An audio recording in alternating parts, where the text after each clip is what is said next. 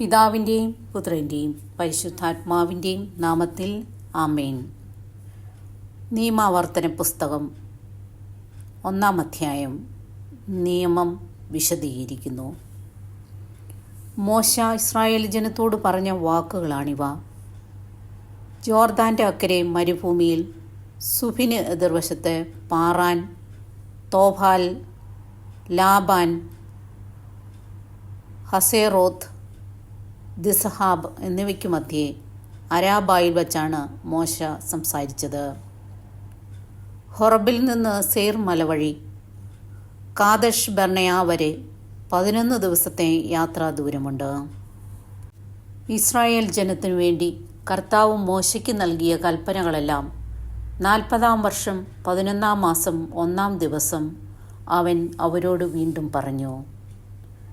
ഹെഷ്ബോണിൽ വസിച്ചിരുന്ന അമോര്യരുടെ രാജാവായ സീഹോനെയും എദ്രയിൽ വച്ച് അഷ്തോരത്തോയിൽ വസിച്ചിരുന്ന ബാഷാനിലെ രാജാവായ ഓഹിനെയും തോൽപ്പിച്ചതിന് ശേഷമാണിത്. ജോർദാൻ്റെ അക്കരെ മൊവാബ് ദേശത്ത് വെച്ച് മോശ നിയമം വിശദീകരിക്കുവാൻ തുടങ്ങി. നമ്മുടെ ദൈവമായ കർത്താവ് ഹോറബിൽ വെച്ച് നമ്മളോട് അരുളി ചെയ്തു, നിങ്ങൾ ഈ മലയിൽ വേണ്ടത്ര കാലം താമസിച്ചു കഴിഞ്ഞു. ഇനി ഇവിടം വിട്ട് അമോര്യരുടെ മലമ്പ്രദേശത്തേക്കും അവരുടെ അയൽക്കാർ പാർക്കുന്ന മരുഭൂമി, മലമ്പ്രദേശം, സമതലം, നഗബ്, കടൽ തീരം എന്നിവിടങ്ങളിലേക്കും പോകുവിൻ. കാനാന്യരുടെ ദേശത്തേക്കും ലെബനോനിലേക്കും മഹാനദിയായ യൂഫ്രട്ടീസ് വരെയും നിങ്ങൾ പോകുവിൻ. ഇതാ, ആ ദേശം നിങ്ങൾക്ക് ഞാൻ വിട്ടു തന്നിരിക്കുന്നു. കർത്താവ് നിങ്ങളുടെ പിതാക്കന്മാരായ അബ്രാഹത്തോടും ഇസഹാക്കിനോടും യാക്കോബിനോടും അവർക്കും സന്തതികൾക്കുമായി നൽകുമെന്ന് വാഗ്ദാനം ചെയ്ത ദേശം ചെന്ന് കൈയടക്കുവിൻ. ന്യായാധിപന്മാരുടെ നിയമനം. അന്ന് ഞാൻ നിങ്ങളോട് പറഞ്ഞു, നിങ്ങൾ എനിക്ക് തനിയെ താങ്ങാൻ വയ്യാത്ത ഭാരമാണ്. നിങ്ങളുടെ ദൈവമായ കർത്താവ് നിങ്ങളുടെ എണ്ണം വർദ്ധിപ്പിച്ചിരിക്കുന്നു. നിങ്ങളിന്ന് ആകാശത്തിലെ നക്ഷത്രങ്ങൾ പോലെ സംഖ്യാതീതമായിരിക്കുന്നു. നിങ്ങളുടെ പിതാക്കന്മാരുടെ ദൈവമായ കർത്താവ് നിങ്ങളെ 1000 മടങ്ങ് വർദ്ധിപ്പിക്കുകയും അവിടുന്ന് വാഗ്ദാനം ചെയ്തിട്ടുള്ളതുപോലെ നിങ്ങളെ അനുഗ്രഹിക്കുകയും ചെയ്യട്ടെ. നിങ്ങളുടെ ഭാരങ്ങളും നിങ്ങളുടെ ഇടയിലെ കലഹങ്ങളും എനിക്ക് തനിയെ താങ്ങാനാവുമോ? നിങ്ങൾ അതത് ഗോത്രത്തിൽ നിന്ന് അറിവും വിവേകവും പക്വതയുമുള്ളവരെ തിരഞ്ഞെടുക്കുവിൻ. അവരെ നിങ്ങളുടെ അധിപന്മാരായി ഞാൻ നിയമിക്കാം. നീ നിർദ്ദേശിച്ച കാര്യം വളരെ നന്ന് എന്ന് നിങ്ങൾ അപ്പോൾ പറഞ്ഞു. അതുകൊണ്ട് ഞാൻ വിജ്ഞാനികളും പക്വമതികളുമായ ഗോത്രത്തലവന്മാരെ തിരഞ്ഞെടുത്ത് നിങ്ങളുടെ അധിപന്മാരാക്കി. 1000കളുടെയും 100കളുടെയും 50കളുടെയും 10കളുടെയും അധികാരികളായി അവരെ എല്ലാ ഗോത്രങ്ങളിലും നിയമിച്ചു. അക്കാലത്ത് ഞാൻ നിങ്ങളുടെ ന്യായാധിപന്മാരോട് കൽപ്പിച്ചു, നിങ്ങളുടെ സഹോദരരുടെ ഇടയിലുള്ള തർക്കങ്ങൾ വിചാരണ ചെയ്യുവിൻ. സഹോദരർ തമ്മിലോ പരദേശിയുമായോ ഉണ്ടാകുന്ന തർക്കങ്ങൾ കേട്ട് നീതിപൂർവം വിധിക്കുവിൻ. ന്യായം വിധിക്കുന്നതിൽ പക്ഷപാതം കാണിക്കാതെ ചെറിയവൻ്റെയും വലിയവൻ്റെയും വാദങ്ങൾ ഒന്നുപോലെ കേൾക്കണം.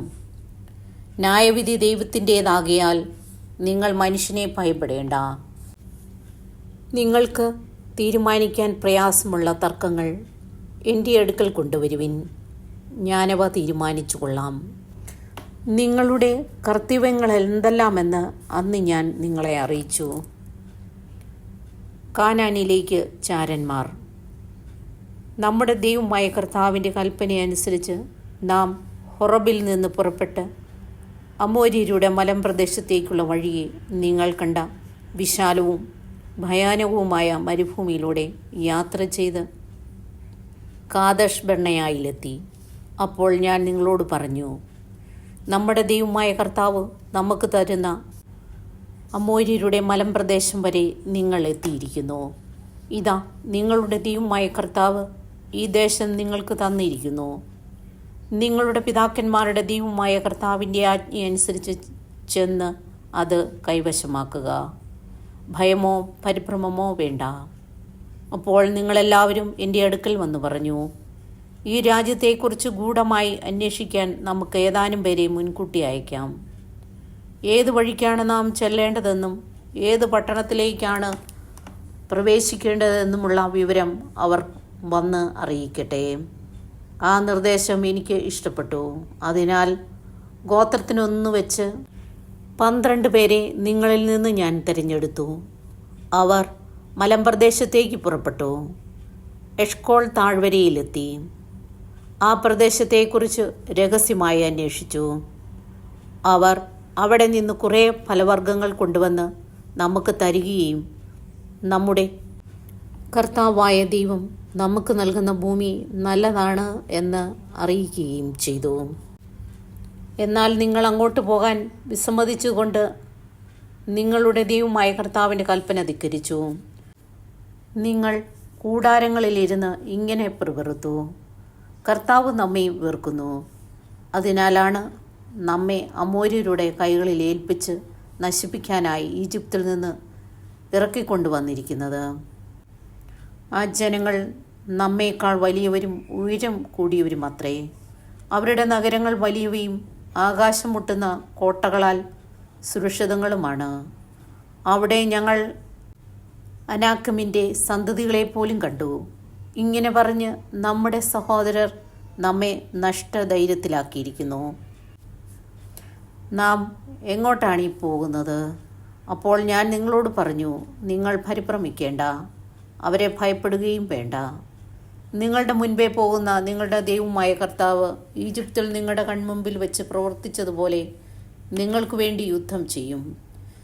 നിങ്ങൾ ഇവിടെ എത്തുന്നതുവരെ കടന്നു പോരുന്ന വഴിയിലെല്ലാം നിങ്ങളുടെ ദൈവമായ കർത്താവ് നിങ്ങളെ ഒരു പിതാവ് പുത്രനെ എന്ന പോലെ വഹിച്ചിരുന്നത് മരുഭൂമിയിൽ വെച്ച് നിങ്ങൾ കണ്ടതാണല്ലോ. എങ്കിലും ഇക്കാര്യത്തിൽ നിങ്ങൾ ദൈവമായ കർത്താവിനെ വിശ്വസിച്ചില്ല. നിങ്ങൾക്ക് കൂടാരമടിക്കുന്നതിന് സ്ഥലം അന്വേഷിച്ചുകൊണ്ട് അവിടുന്ന് നിങ്ങൾക്ക് മുൻപേ നടന്നിരുന്നു. നിങ്ങൾക്ക് വഴി കാട്ടുവാനായി അവിടുന്ന് രാത്രി അഗ്നിയിലും പകൽ മേഘത്തിലും നിങ്ങൾക്ക് മുൻപേ സഞ്ചരിച്ചിരുന്നു. അവിശ്വസ്തത. കർത്താവ് നിങ്ങളുടെ വാക്കുകൾ കേട്ട് കോപിച്ചു.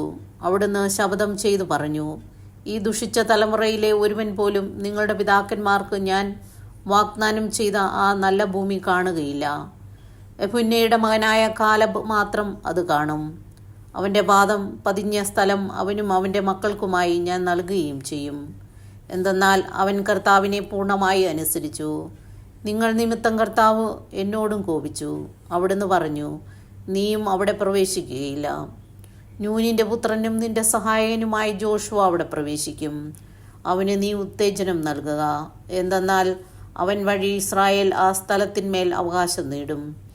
എന്നാൽ ശത്രുക്കൾക്കിരയാകുമെന്ന് നിങ്ങൾ കരുതിയ നിങ്ങളുടെ ശിശുക്കളും നന്മതിന്മ തിരിച്ചറിയാൻ ഇനിയും പ്രായമാകാത്ത കുട്ടികളും അവിടെ പ്രവേശിക്കും. അവർക്ക് ഞാൻ അത് നൽകും. അവർ അത് സ്വന്തമാക്കുകയും ചെയ്യും.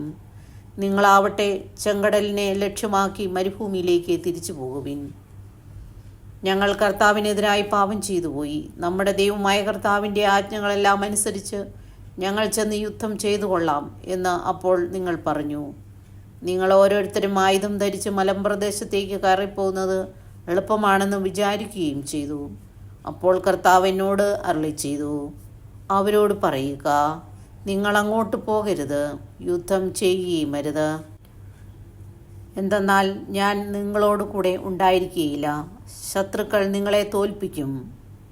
ഞാൻ അത് നിങ്ങളോട് പറഞ്ഞു. നിങ്ങൾ ചെവിക്കൊണ്ടില്ല. കർത്താവിൻ്റെ കൽപ്പന ധിക്കരിച്ച് അഹങ്കാരത്തോടെ മലമ്പ്രദേശത്തേക്ക് കയറി. ആ മലയിൽ താമസിക്കുന്ന അമോര്യർ അപ്പോൾ നിങ്ങൾക്കെതിരെ വന്ന് തേനീച്ചക്കൂട്ടം പോലെ സെയറിൽ ഹോർമ വരെ നിങ്ങളെ പിന്തുടർന്ന് നിശേഷം തോൽപ്പിച്ചു. നിങ്ങൾ തിരിച്ചു വന്ന് കർത്താവിൻ്റെ മുൻപിൽ വിലപിച്ചു. എന്നാൽ കർത്താവ് നിങ്ങളുടെ ശബ്ദം കേൾക്കുകയോ നിങ്ങളെ ചെവിക്കൊള്ളുകയോ ചെയ്തില്ല. അതിനാലാണ് നിങ്ങൾ കാദശിൽ അത്രയും കാലം താമസിക്കേണ്ടി വന്നത്. നമ്മുടെ ദൈവമായ കർത്താവിൻ്റെ സ്തുതി.